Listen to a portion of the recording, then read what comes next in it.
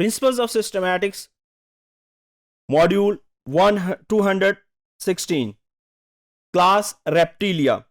हमने एम्फीबियंस की बात की कि एम्फीबियंस ऐसा ग्रुप है जो कि दोनों लैंड और एक्वेटिक हैबिटेट के अंदर सरवाइव कर सकते हैं।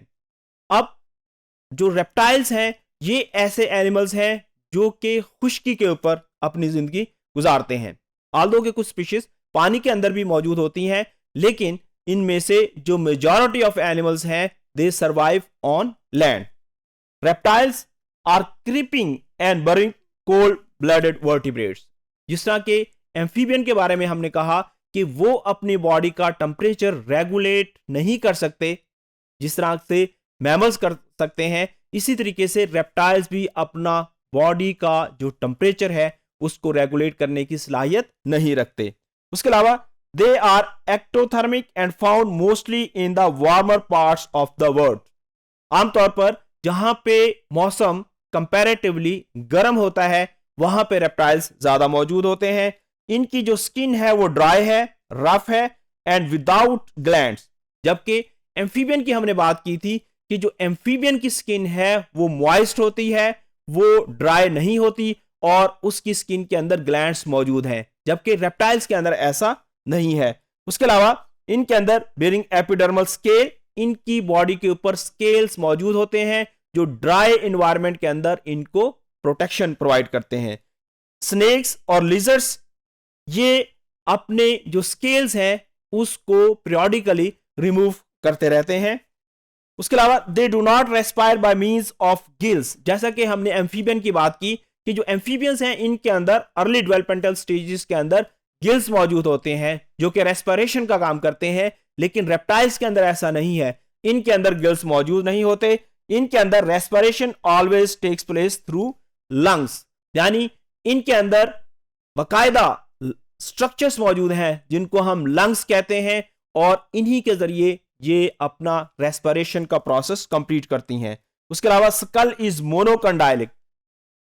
इनके अंदर एक ऑक्सीपिटल कंडाइल मौजूद है। एम्फीबियन के बारे में हमने देखा था कि एम्फीबियन के अंदर 2 ऑक्सीपिटल कंडाइल्स मौजूद थे। Except in snakes there are 2 pairs of pentadactyl limbs each with 5 digits bearing clause.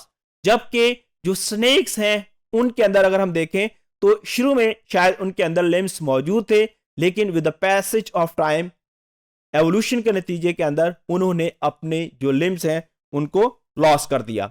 उसके बाद अगर इनके हार्ट की बात हम करें तो इनके अंदर 4 चैम्बर्स हैं। एम्फीबियन के अंदर हमने देखा था कि हार्ट के 3 चैम्बर्स हैं। उनका जो वेंट्रिकल था उसके अंदर पार्टीशन मौजूद नहीं थी। जो रेप्टाइल्स हैं इनका जो हार्ट है उसके अंदर पार्टीशन तो मौजूद है, लेकिन ये जो डिवीजन है वेंट्रिकल के अंदर ये इनकम्प्लीट है, ये पार्शियल है।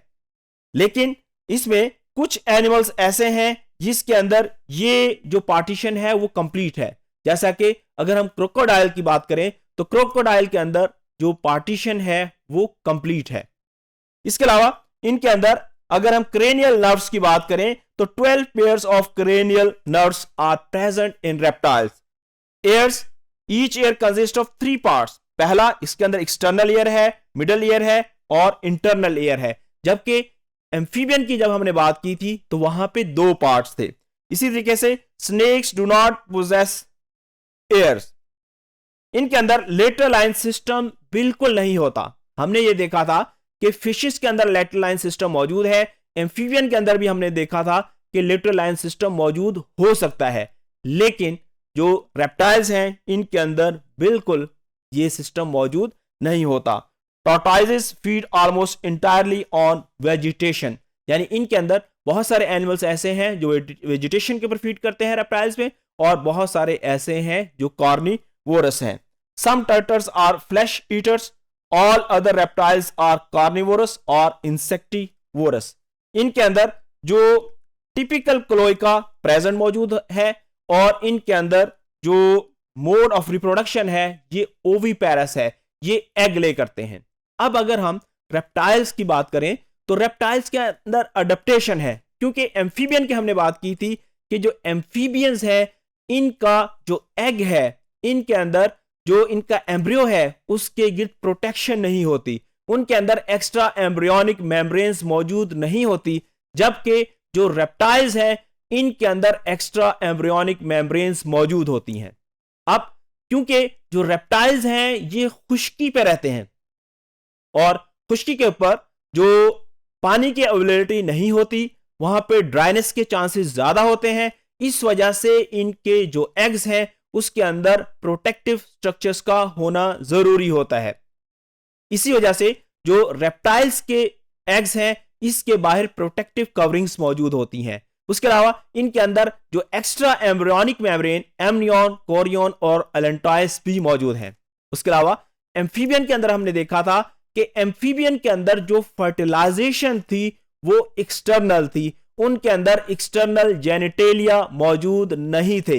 लेकिन जो रेप्टाइल्स हैं, रेप्टाइल्स क्योंकि खुश्की पे अब रहने लग गए हैं और इनके अंदर एक्सटर्नल जेनिटेलिया मौजूद है और इन एक्सटर्नल जेनिटेलिया को यूज करते हुए इनके अंदर इंटरनल फर्टिलाइजेशन पॉसिबल है। तो ये बेसिक डिफरेंसेस हैं। ये एम्फीबियन और रेप्टाइल्स के अंदर जो डिफरेंसेस हैं ये उनके जो मोड ऑफ लिविंग की वजह से हैं, इनके हैबिटेट की वजह से हैं। तो हमने देखा कि जो रेप्टाइल्स हैं ये मोस्टली खुश्की के ऊपर रहते हैं, इनके अंदर एक्स्ट्रा एम्ब्रियोनिक मेम्ब्रेन्स मौजूद होती हैं, इनका जो हार्ट है वो 4 चैम्बर्ड है, लेकिन इनका जो वेंट्रिकल है वो पार्शियली डिवाइडेड है, कंप्लीट पार्टीशन वहां पे मौजूद नहीं है। सिर्फ क्रोकोडाइल्स ऐसे एनिमल्स हैं जिसके अंदर ये पार्टीशन कंप्लीट है। उसके अलावा इनकी जो स्किन है वो ड्राई होती है, इनके अंदर